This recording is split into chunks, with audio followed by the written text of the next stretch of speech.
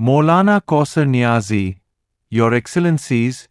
eminent scholars. When Mowlana Kausar Niazi invited me to preside at today's gathering of the Seerat Conference, I felt both trepidation and joy. Trepidation because few subjects could be more awe-inspiring for any Muslim to speak on, joy as few subjects could give greater happiness to be involved with. Let me add that I am also deeply appreciative of the occasion offered to me by Mowlana Kausar Niazi to meet and greet you all. Few conferences can have gathered so many men of outstanding intellect, who have devoted so much time and wisdom to the study of Islam and the life of the Holy Prophet, peace be upon him. In addressing you shortly today, I will begin by making a request. 172 eminent scholars from 48 countries have gathered in Islamabad, Lahore, Peshawar and Karachi to present the results of their research and reflection on various aspects of the life of the Holy Prophet. From all these exchanges, from all the private debates which have preceded and succeeded the presentation of each paper,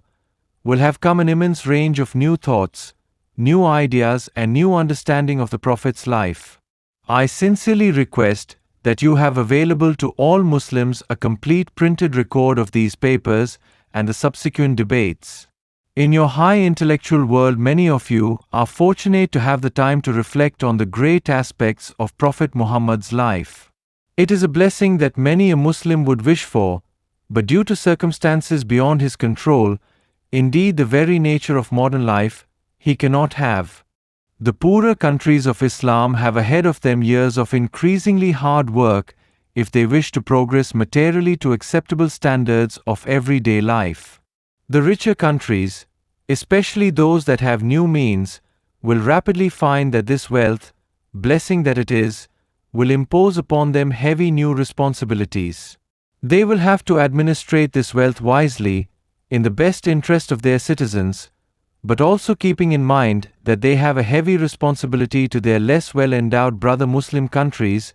and indeed to the human race at large. Thus it is my profound conviction that Islamic society in the years ahead will find that our traditional concept of time,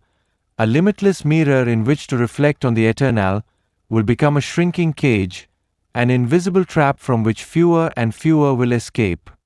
I have observed in the Western world a deeply changing pattern of human relations. The anchors of moral behavior appear to have dragged to such depths that they no longer hold firm the ship of life.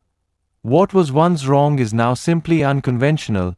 and for the sake of individual freedom must be tolerated. What is tolerated soon becomes accepted. Contrarily, what was once right is now viewed as outdated,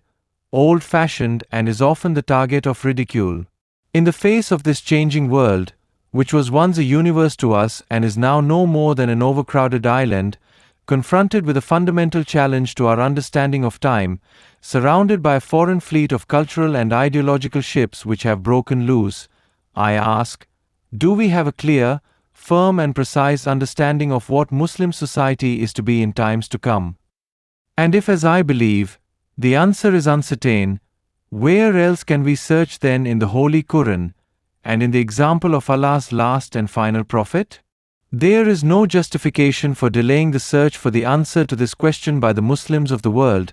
because we have the knowledge that Islam is Allah's final message, the Qur'an his final book and Muhammad his last prophet. We are blessed that the answers drawn from these sources guarantee that neither now,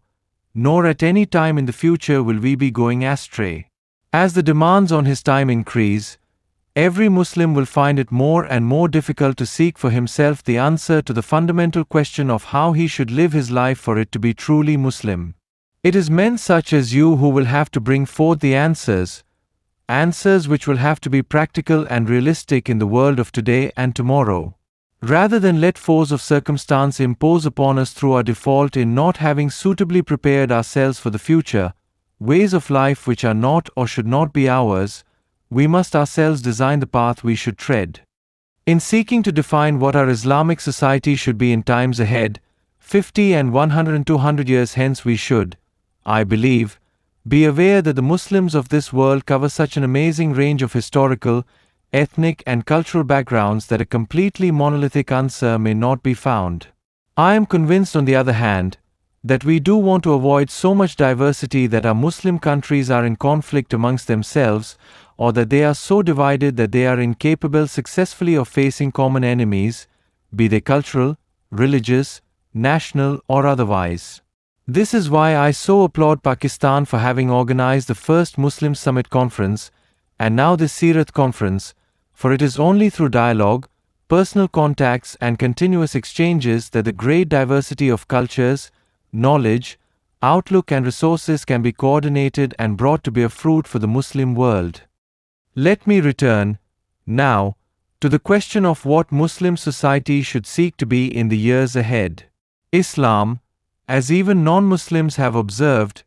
is a way of life. This means that every aspect of the individual's daily existence is guided by Islam: his family relations, his business relations, his education, his health, the means and manner by which he gains his livelihood, his philanthropy, what he sees and hears around him, what he reads, the way he regulates his time, the buildings in which he lives, learns, and earns. I cannot think of any time in Islamic history when Muslims have had a greater opportunity to unite,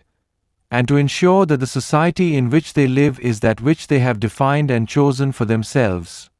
Not only are all forms of human communication easier than ever before in history, but rarely, if ever, has the Muslim world had such means to ensure its future. Conferences such as this, seeking inspiration from the life of the Holy Prophet, could render no greater service to Islam than to assist in defining what steps can be taken, where, and how, to ensure that our people can live in the years ahead in greater peace, greater prosperity, and in an Islamic society which will not be overrun or simply taken by surprise, by forces, pressures, or concepts which are totally alien and may damage us irretrievably. In our search for a solution, I am convinced that we must call upon our own men and women who have achieved positions of eminence anywhere in the world,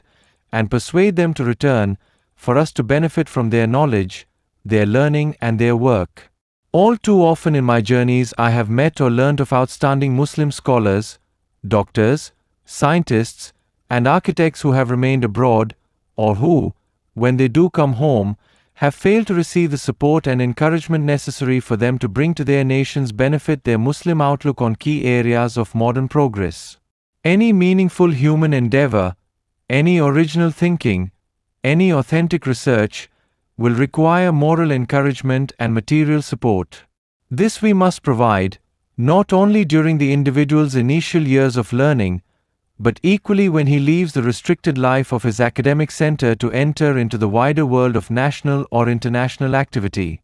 The Holy Prophet's life gives us every fundamental guideline that we require to resolve the problem as successfully as our human minds and intellects can visualize. His example of integrity, loyalty, honesty, generosity both of means and of time, his solicitude for the poor, the weak, and the sick, his steadfastness in friendship, his humility in success, his magnanimity in victory, his simplicity, his wisdom in conceiving new solutions for problems which could not be solved by traditional methods without affecting the fundamental concepts of Islam, surely all these are foundations which, correctly understood and sincerely interpreted, must enable us to conceive what should be a truly modern and dynamic Islamic society in the years ahead.